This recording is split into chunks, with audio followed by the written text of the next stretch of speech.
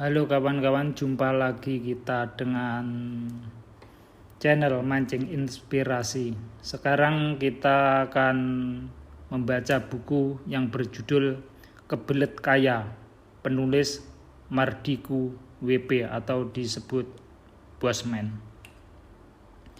Oke, untuk pertama kali kita akan membacakan dengan memulainya kata pengantar. Pengetahuan yang kita peroleh dari sebuah sistem pendidikan bertujuan mencerdaskan otak.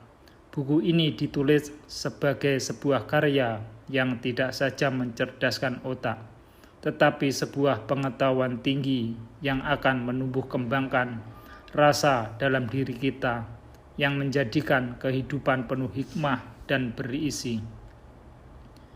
Pengembangan rasa di dalam buku ini sangat diutamakan, misalnya dari ilustrasi cerita yang mengangkat peristiwa nyata keseharian saya beserta tim di sebuah lingkungan yang cukup akrab dan memiliki hubungan pribadi yang sangat dekat dengan setiap subjeknya.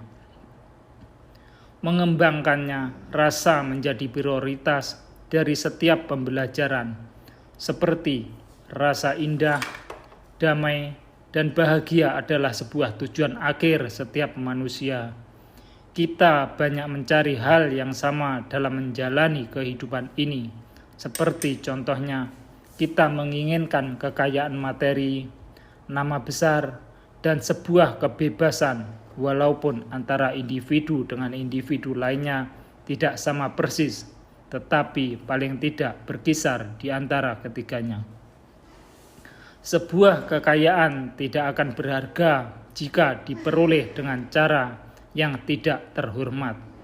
Sebuah kedudukan tidak akan bernilai jika diperoleh dengan cara menginjak banyak pihak. Tanpa sebuah nilai kesetiaan, kejujuran, dan kebenaran dalam menjalaninya, keberanian dalam kebenaran adalah sebuah nilai luhur yang menjadi tujuan hidup para entrepreneur sejati. Tidak ada kata gagal dalam kehidupan, karena semua hal dalam hidup adalah sebuah proses. Proses adalah bagian dari kehidupan, maka menikmati setiap proses dalam berbisnis. Saya sangat mengharapkan lahirnya pengusaha baru yang memiliki rasa empati yang jujur, luhur, budaya kerja yang gigih, citra diri yang berwibawa, matang dalam pengalaman dan daya tahan yang stabil. Kepemilikan akan sebuah kekayaan secara kolektif diperoleh dari individual wealth atau kekayaan pribadi. Kekayaan pribadi bukan hanya materi, tetapi juga batin hati dan spiritual awareness atau kesadaran spiritual. Hal tersebut bisa diperoleh secara langsung saat Anda menjadi pelaku bisnis, aktor, driver, pencipta atau kreator, atau bidang lainnya. Banyak rekan saya yang mempertanyakan mengapa saya sangat mendorong seseorang menjadi seorang entrepreneur. Sebagai pebisnis, saya sudah banyak merasakan asam garam dan pahit manisnya berwirausaha. Saya sadar bahwa sesungguhnya di dalam setiap jiwa manusia terdapat bakat untuk menjadi seorang entrepreneur sejati. Tinggal bagaimana caranya untuk menemukan jiwa itu dan mengasahnya menjadi sebuah keahlian andal. Alasan lain adalah banyaknya rekan-rekan yang memilih menjadi pegawai mengalami sindrom saat pensiun, atau lebih dikenal dengan istilah post-power syndrome. Sindrom ini terjadi karena kehilangan sebuah kekuasaan atas sesuatu yang diberi, sehingga seakan hidup mereka sudah di penghujung waktu dan tidak memiliki api kehidupan lagi. Pensiun adalah waktu yang sangat menghantui setiap pegawai. Biasanya sebelum waktu pensiun benar-benar datang, ada sebuah masa peralihan yang lebih dikenal dengan sebutan masa persiapan pensiun atau masa sesaat sebelum pensiun. Sudah banyak cerita dari teman saya tentang ketidaknyamanan saat mengisi hari dengan ketiadaan tujuan, dan saya ingin mencoba mengubah paradigma berpikir seperti ini. Buku ini akan memberikan petunjuk bagaimana memberdayakan diri walaupun sudah pensiun. Tidak pernah ada kata terlambat untuk memulai sesuatu hal. Sekapur sirih. Suatu hari, saya berkesempatan bertemu dengan para anggota golf senior di sebuah clubhouse di pinggiran kota Jakarta. Clubhouse tersebut merupakan sebuah golf klub yang memiliki panorama indah dengan lobi lounge yang sangat mewah.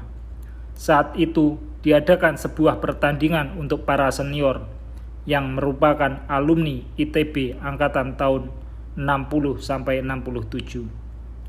Usia mereka berkisar antara 55 hingga 65 tahunan.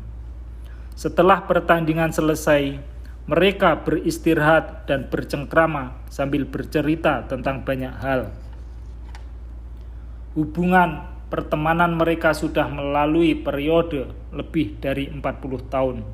Sungguh senang melihat dan mendengar cerita-cerita mereka. Kebanyakan dari mereka adalah pejabat tinggi di berbagai instansi seperti Pertamina, Pegawai Negeri Gas, Krakatau Steel, perusahaan perminyakan asing atau sejenisnya. Jabatan akhir yang mereka tempati sebelum memasuki masa pensiun semuanya cukup tinggi. Bahkan di antara mereka ada yang mantan direktur utama. Saat itu para senior yang berkumpul berjumlah 35 orang. Dari jumlah itu, sekitar 3 orang di antara mereka merintis karier awal sebagai pegawai, tetapi akhirnya berwirausaha membangun bisnis sendiri.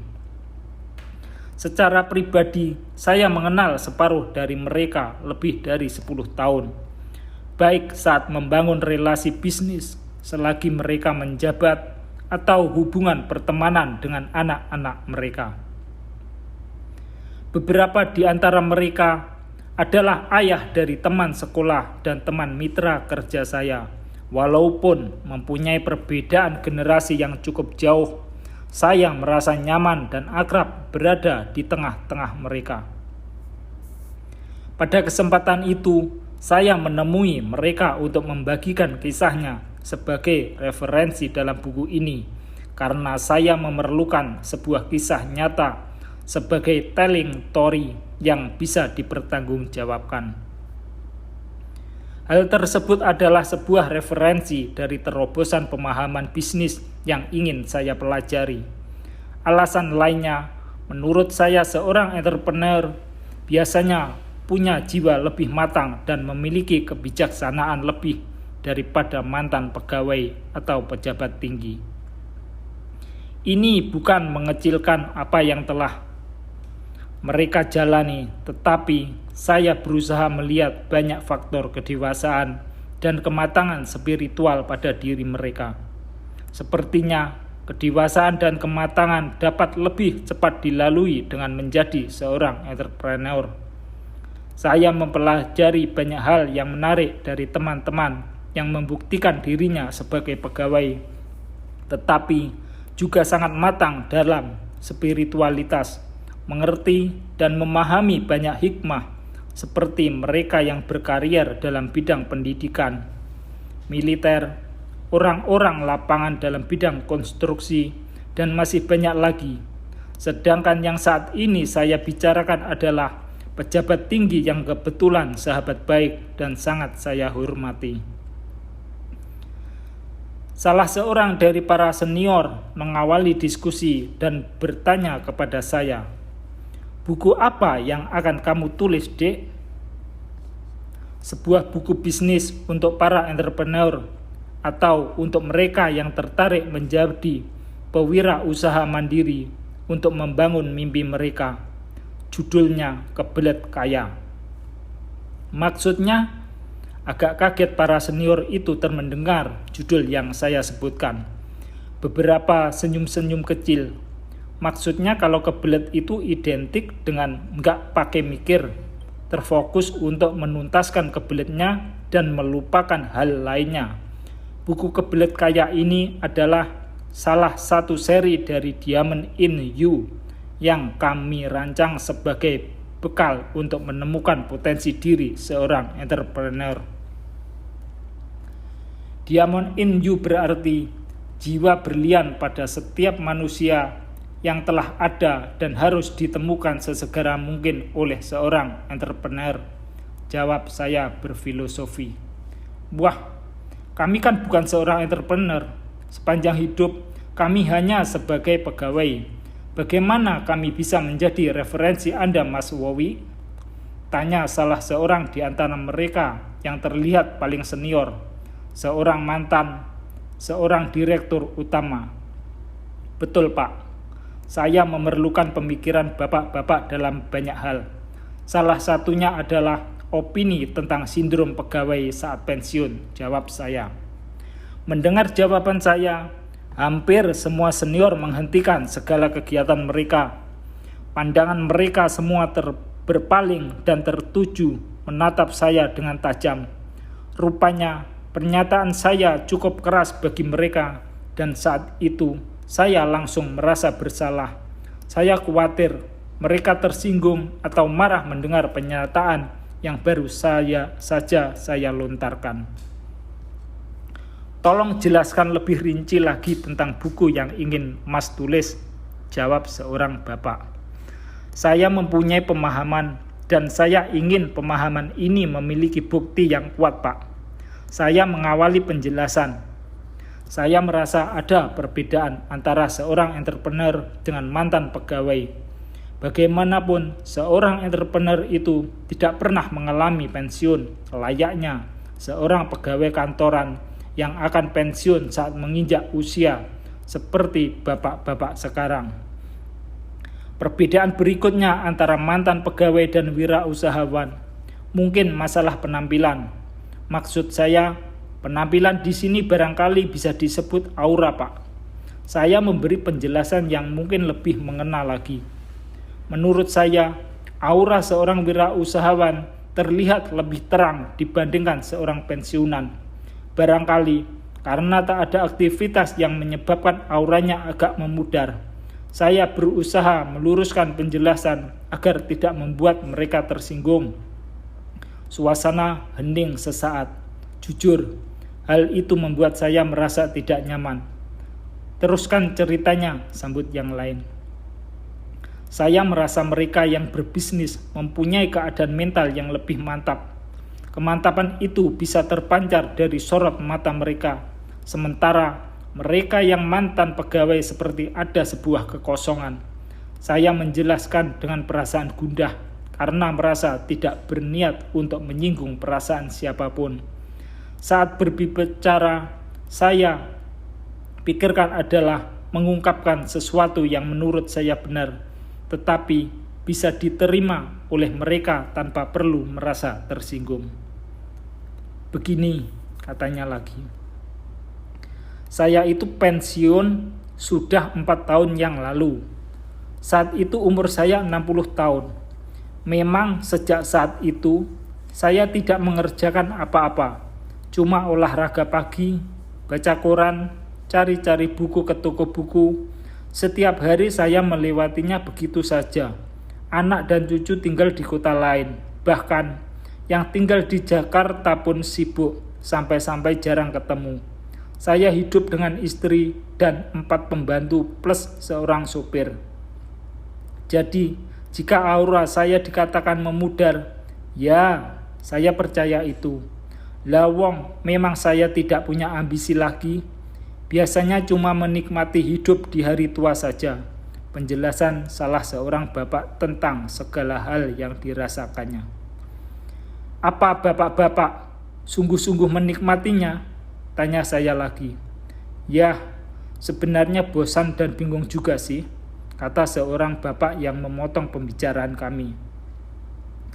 Saya itu punya semuanya. bahkan tak ada yang kurang.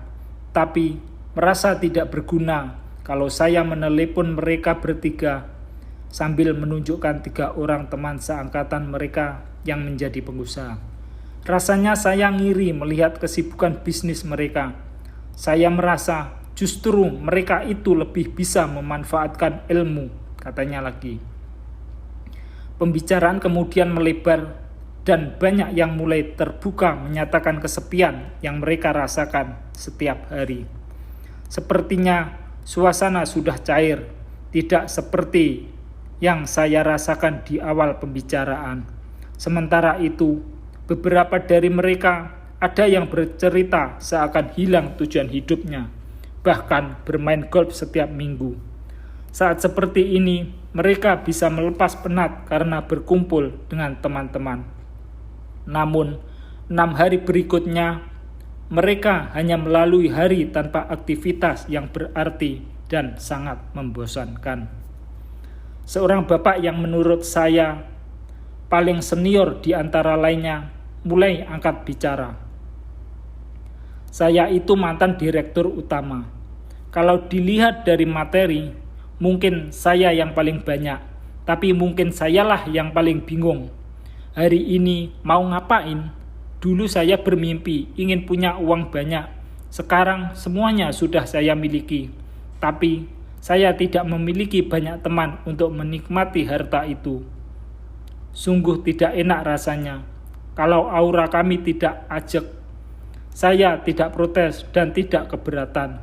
Tapi untuk berwirausaha, jujur saja saya tidak berani.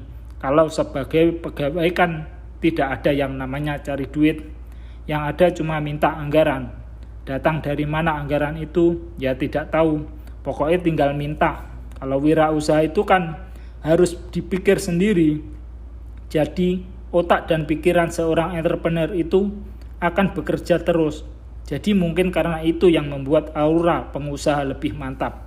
Sedangkan saya, otak itu sudah jarang dipakai, katanya berapi-api. Sebuah kepolosan yang sangat berharga dari sang bapak yang telah mengizinkan saya menulis cerita hidupnya. Namun, dia meminta agar tidak menyebut namanya dan perusahaan tempat bekerja dahulu. Bilang saja kalau saya itu mantan direktur utama di salah satu BUMN. Jadi, apa saran bapak-bapak untuk tulisan dalam buku saya nanti? Tanya saya lagi. Kalau bisa, memang jadi pengusaha atau mungkin diawali sebagai pegawai dulu untuk koneksi, mengumpulkan modal dan mengasah keterampilan. Setelah cukup, cepat-cepat buka usaha agar tidak melewati masa sindrom pegawai seperti kami, katanya lagi.